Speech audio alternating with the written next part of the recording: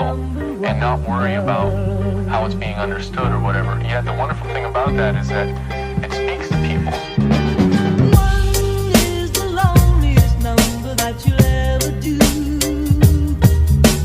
Two can be as bad as one. It's the loneliest number since the number one. One is the loneliest number that you'll ever do. Two can be as bad as one. It's the loneliest number since the number one. Bismillahirrahmanirrahim. Pembahasan manajemen operasi. Manajemen operasional ialah suatu bentuk dari pengelolaan yang menyeru dan optimal pada sebuah masalah tentang kerja, barang, mesin, peralatan, bahan baku ataupun produk apapun yang bisa dijadikan sebuah barang atau jasa yang bisa diperjualbelikan. Kegiatan yang merupakan tanggung jawab dari manajer operasional terhadap penghasilan produk atau jasa, mengambil sebuah keputusan yang berhubungan dengan fungsi operasi dan sistem transportasi, dan menimbangkan pengambilan keputusan dari fungsi operasi dalam pelaksanaan kegiatan produksi perusahaan. Diperlukan manajerial yang berguna untuk menerapkan keputusan-keputusan dalam upaya pengetahuan dan pengkoordinasi penggunaan sumber daya dari kegiatan produksi yang dikenal sebagai manajemen operasional. Berikut ini adalah definisi manajemen operasi yang ditemukan oleh beberapa ahli. Baik, yang pertama, manajemen operasi ialah sebuah serangkaian kegiatan yang menghasilkan sebuah nilai dalam bentuk barang dan jasa dengan mengubah suatu input menjadi output. Yang kedua, manajemen operasi merupakan suatu kegiatan yang berhubungan dengan perbuatan barang, jasa, atau kombinasinya melalui proses transportasi dari sumber daya industri menjadi keluaran yang diinginkan. Yang ketiga, manajemen operasional ialah suatu bidang manajemen yang mengkhususkan pada suatu produk barang serta menggunakan sebuah alat dan teknik khusus untuk memecahkan masalah produk. Kemudian yang keempat, manajemen operasional ialah sebuah ilmu dan seni untuk memastikan bahwa suatu barang dan jasa diciptakan dan berhasil dikirim ke suatu pelanggan. Kemudian yang kelima, manajemen operasional ialah suatu penerapan ilmu manajemen untuk mengatur suatu kegiatan produksi atau operasi agar bisa dilakukan secara efektif, efisien. Yang keenam, manajemen operasional atau manajemen produksi adalah sebagai manajemen proses konferensi dengan bentuk fasilitas seperti tanah, tenaga kerja, modal, dan manajemen masukan input yang diubah menjadi keluaran yang diinginkan berupa barang atau jasa layanan. Kemudian yang ketujuh, manajemen operasi adalah perencanaan, pelaksanaan, dan pengawasan dari urutan berbagai kegiatan untuk membuat barang, produk yang berdasarkan dari bahan baku dan bahan penolong lainnya. Kemudian yang terakhir, manajemen operasi dan produksi secara umum dapat diartikan sebagai arahan dan pengendalian berbagai kegiatan yang mengelola berbagai jenis sumber daya untuk membuat barang atau jasa tertentu. Ruang lingkup manajemen operasi. Tim Mitra Bestari 2004 memiliki pandangan mengenai ruang lingkup manajemen operasi, yaitu yang pertama, mendesain produk dan jasa.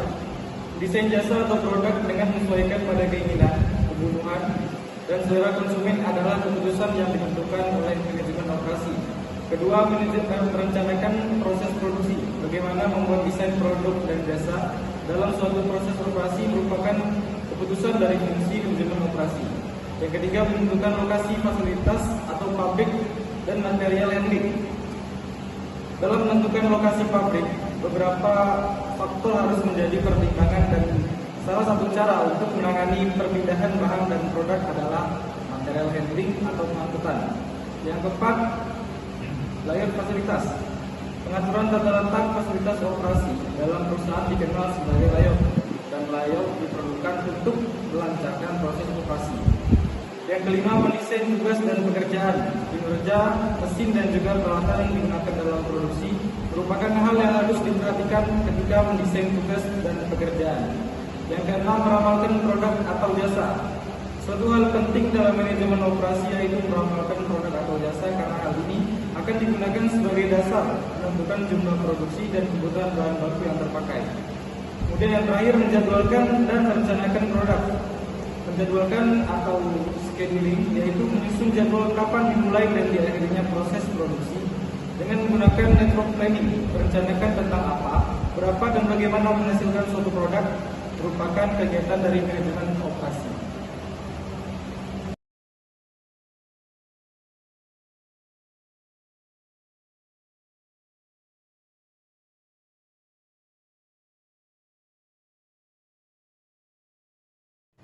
Selamat sore bos. Oh, ya. Ini mau menyampaikan produk kita bos yang akan diproduksi. Oh, ya. Ini logonya bos. Ya. Bagaimana menurut bos logo ini untuk produksi kita ke depannya bos? Ini sudah lumayan ya. Untuk tempat bagaimana? Oh, untuk tempat dan lokasinya strategis bos.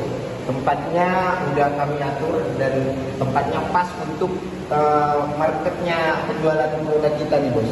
Salah satunya kan kita jual produk Arab nih bos, baju gamis dan lain sebagainya. Nah, bakalan tepat sekali di lokasi tersebut bos. Baik, saya pikir-pikir dulu ya. Oke bos. Kalau mau dulu saya kontak. Oke sip. Selamat sore bos. Mari.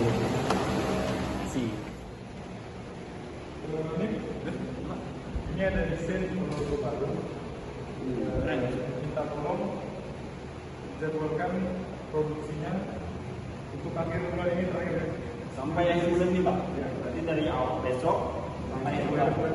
Siap. Misalkan 10.000 pieces. 10.000 pieces Pak. Lebih kan juga boleh. Siap. Terima kasih Pak.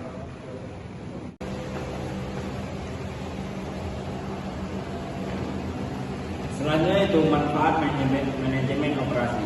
Manajemen operasi bertujuan mengatur penggunaan semua sumber daya yang dimiliki oleh perusahaan, baik itu bahan mentah, tenaga kerja, mesin, dan perlengkapan, sehingga proses produksi berlangsung efektif dan efisien.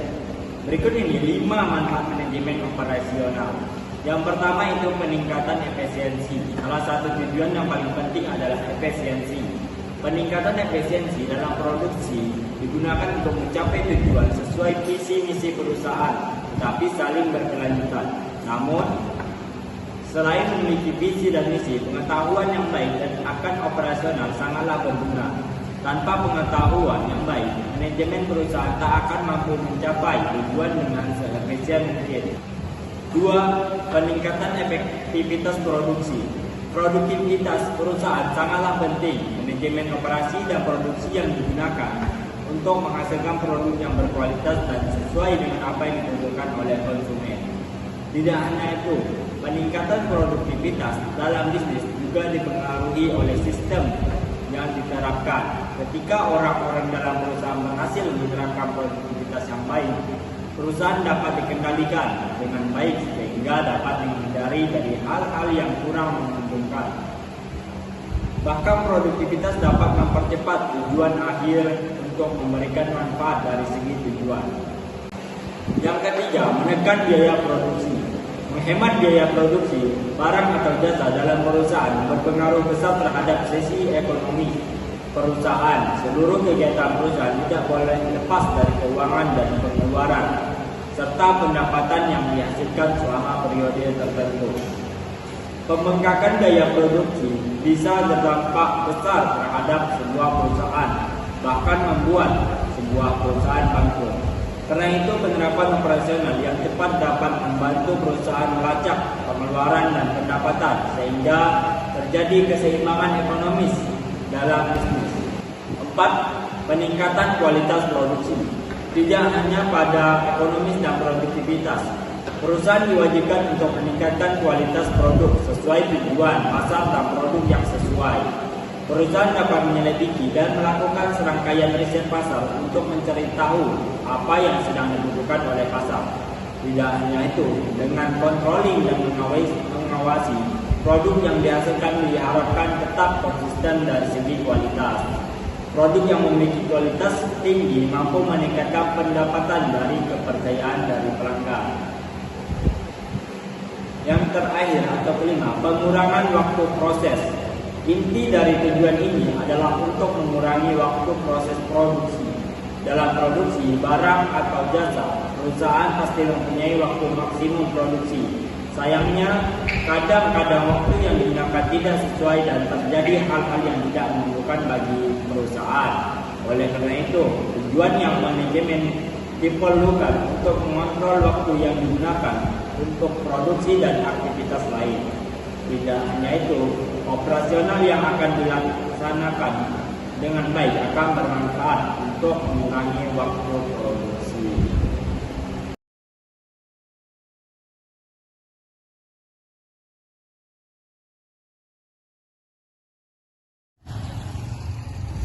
Lalu, ada yang bertanya, menurut pendapat pemateri, bagaimana jika sumber daya manusia tidak memadai dalam manajemen operasi? Jika sumber daya manusia tidak memadai dalam manajemen operasi, kita tahu sumber daya manusia adalah aset utama dalam perusahaan. Manajemen operasi yang menggerakkan adalah sumber daya manusia. Jadi, kita sudah tahu kalau sumber daya manusia tidak memadai, maka hal-hal berikut akan terjadi. Yang pertama, yaitu efektivitas dan efisiensi menurun drastis. Karena apa? Karena jika struktur organisasinya saja sudah tidak jelas dan karyawan tidak dipekerjakan sesuai keahliannya, lalu bagaimana bisa perusahaan memberikan performa yang efektif dan efisien? Dan yang kedua, pengeluaran perusahaan membengkak. Nah, sebuah perusahaan pasti memiliki alasan tertentu untuk merekrut karyawan baru. Namun, sebelum itu, tim MSDM pasti akan terlebih dahulu melakukan perombakan di dalam SDM sesuai peraturan yang berlaku. Yang ketiga, sistem pengelolaan masalah yang kacau. Merekrut karyawan baru berarti Anda juga harus siap dengan segenap risiko yang mengikutinya, mulai dari perbedaan pendapat hingga kecelakaan kerja yang mungkin terjadi. Tim MSDM lah yang bertanggung jawab mengenai hal-hal tersebut. Cara penanganan MSDM dapat berpengaruh pada kondisi finansial yang masih berhubungan dengan melayangkan komplain tentang isu keselamatan karena ia baru saja mengalami kecelakaan kerja. Oleh karena itu, sumber daya manusia adalah hal terpenting dalam manajemen operasi. Baik, ada pertanyaan yang masuk. Bagaimana cara Anda menerapkan manajemen yang efektif dan efisien untuk sumber daya manusia? Hal yang pertama yang harus diperbaiki adalah perbaiki teamwork. Hal pertama untuk membuat manajemen yang efektif dan efisien adalah memperbaiki kerjasama tim. Pihak manajemen tidak bisa bekerja sendiri tanpa adanya bantuan dari pihak lain. Kemudian yang kedua, tempatkan orang kompeten pada tempatnya.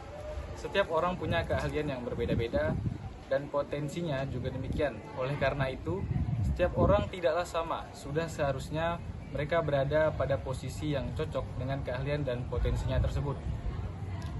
Yang ketiga, ada bangun persaingan yang kompetitif dan sehat. Membangun manajemen yang baik haruslah memiliki persaingan yang sehat.